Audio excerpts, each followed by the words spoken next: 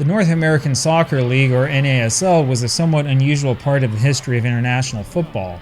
The league didn't last all that long, not even 20 years. It rose in prominence quickly with the signing of an aged Pelé in 1975. Only 5 years later, however, it had lost its national television contract and teams started folding left and right. By 1983, its large crowds and all the enthusiasm was gone. That leads me to wonder what happened.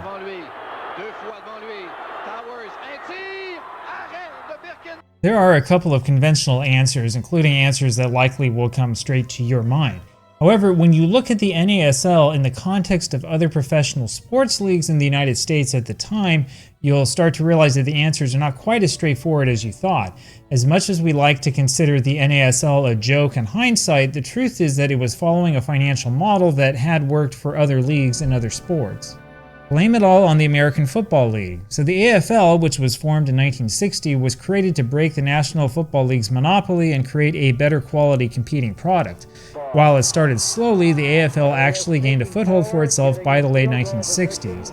The signing of college star Joe Namath to an AFL contract was a clear sign that the league had made it. Of course, it helped that the AFL featured a wide open style of play that provided a direct contrast to the NFL's more conservative approach. Other potential investors followed the AFL's league, including a Continental Baseball League that forced Major League Baseball to make significant concessions rather than risk losing its monopoly. The most noteworthy of these leagues was certainly the American Basketball Association. This was a ragtag league that started signing big names right out of the gate, and it only took a few years for the ABA to make the big time. Up north, the World Hockey Association formed in 1972, and following this pattern made some huge signings right off the bat. It might not have been the best hockey in the world, but it certainly made its mark. I bring all of this up because you really have to understand that general sports culture in the United States in the 1960s and 1970s before you start judging the NASL. See, what the NASL did fits right in with what was happening in almost every single sport, and the theory behind it was exactly the same. What you have to keep in mind is that the Bosman ruling didn't take place until December 1995. Though the press at the time tried to portray the ruling as a disaster, the truth is that it allowed players the rights to entertain bids when they were out of contract. Before that ruling, the culture was that a player basically belonged to his club no matter what, even if he was out of contract. Now, the significance of that Pelé contract with the New York Cosmos in 1975 is that the NASL club signaled that they were willing to spend huge money on star foreign players. It didn't take long for promising players to sign with NASL clubs, including youngsters like Bert Bowery of Nottingham Forest. He played alongside the likes of Wolfgang Sundholz, who wasn't even 30 years old yet when he signed with the Boston Minutemen. And so you have to keep this in mind when you read about guys like Franz Beckenbauer signing with the Cosmos in 1977. Sure, there were players like Eusebio who were clearly older, but not everybody was of retirement age. So the thing is that people who talk about the decline of the NASL usually will rip on the league for spending big money on big names. I know because I've done that in past videos. But the funny thing is that that's exactly what those other leagues did. This was sort of an established American way of dealing with ridiculous anti-labor policies, especially in the world of high-level sports. And it seriously could have worked in this case because the rest of the world was basically using the reserve clause, if you know your baseball terminology. So the American clubs would offer players more money and better living standards, and in return would get a league that could attract a lot of fans, in theory at least. Not to mention the television contract. CBS showed NASL games on occasion, mostly as a curiosity. By 1978, the Soccer Bowl, the NASL's big championship game, was televised on a network called TVS, which then fed the game to a network of stations around the United States on a contractual basis. Now, all of this came in addition to local media deals, though only a few teams actually had television contracts at the time. But this is in contrast to places like England, where Football League games were not shown live on television basically at all. When the NASL signed a contract with the American Broadcasting Corporation in November 1978, it was actually a huge win for the league. That contract promised to give the league exposure around the United States, something that no earlier American soccer league had ever done. And it led the way to the greatest game in league history being broadcast on live television. The problem with that contract, though, is that the ratings were never as high as ABC wanted them to be. But in reality, that ABC television deal gave the league the stability that it so desperately needed. In fact, that period between 1978 and 1980 was the greatest era of stability in the entire history of the NASL, and I think that's largely because of the promise of television money. Now, I'm not saying that the television coverage was great. Actually, it was pretty bad. There were other problems too. The fact that so many of these games were played on artificial turf was simply horrible. You just didn't see guys getting stuck in, and it looked like the players didn't care. Compare that to footage of pretty much any England game from that period and you'll see what I'm saying. Even worse, the huge stadiums these teams played in were simply not designed for the sport. I read all the time about how NASL teams should have just built so-called soccer-specific stadiums, but the thing is that was not a thing anywhere in the 1970s.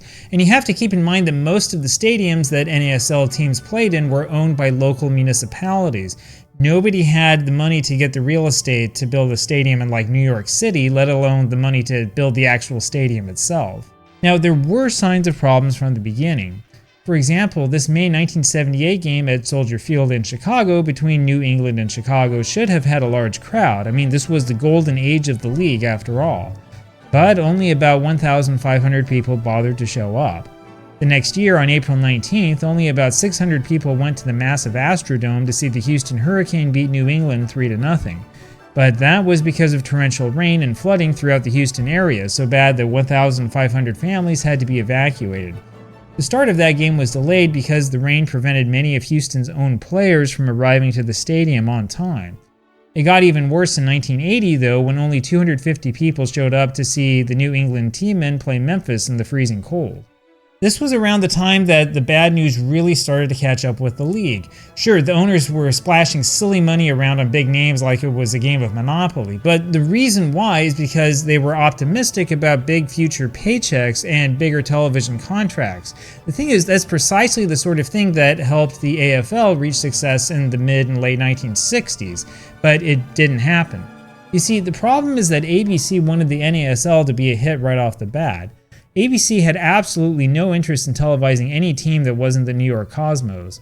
The ratings weren't terrible, but they certainly weren't good enough to compete with baseball, and the two sports usually played games at the same time. Of course, part of the problem was that ABC's coverage was genuinely bad. Again, part of this is because the stadiums just weren't suited for football, leading to some really unfortunate camera angles.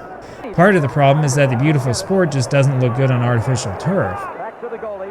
But part of the blame really does lie with ABC. In the end, the NASL finished 1980 deep in the red. And worst of all, ABC had no obligation to broadcast any games in the 1981 season. Anyway, it's hard to say where the blame for this really lies. Now, having watched a lot of American sports from the late 70s and early 80s, I personally tend to place most of the blame with ABC. I'm confident that NBC could have figured out a way to make the sport work on TV. CBS might have been a better choice as well. ABC back in those days was really big on flashy gimmicks and really low on substance, and the NASL looked like one big gimmick. In theory, the 1981 Major League Baseball strike should have given the NASL its chance to shine. In reality, attendance suffered when baseball went on strike, and the only national television deal the league had was on cable. Part of the problem may have been that the big-name stars were starting to leave the league. The big names went back to Europe, and the owners tried to use no-name American players to fill in their shoes. With no serious television contract in sight, there really was no way that the teams could make enough money to get the old AFL plan to work. It was a downward spiral that was impossible to stop. It's only when you understand the formula that these owners were trying to use that their actions make sense. The idea was to spend big bucks on big stars, including money they didn't have yet. You wanted to lure them away from Europe and South America to play in the United States using green. The big names should have attracted fans in theory, and actually they did at first. The big crowds would then theoretically attract television. However, the television coverage was horrible, the games were shown at times that were not convenient, and then that promise of a big payday never really came. And when that big money didn't come, the stars left first, and then eventually the fans left as well. And all of this happened in the space of something like 3 years. So the next time you talk about the fall of the NASL, stop talking about why they didn't build youth academies. The league was never going to grow the proper way. The only hope that it had to survive was to take advantage of poor labor practices abroad and lure big-name stars to the United States. Sure, we can always wish that the United States had a league system similar to my favorite system in Football Manager, with all sorts of teams in close proximity to each other and with promotion and relegation.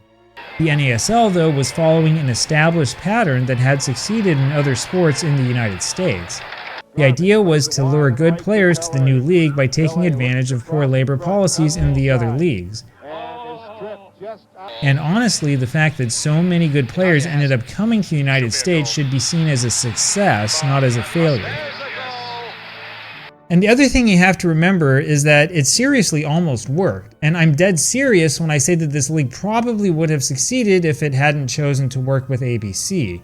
If the television station had been a little bit more patient, or even better, if it had aired games in, prime time instead of in the middle of the afternoon, the league almost certainly would have succeeded. And that would have turned the entire world of international football upside down.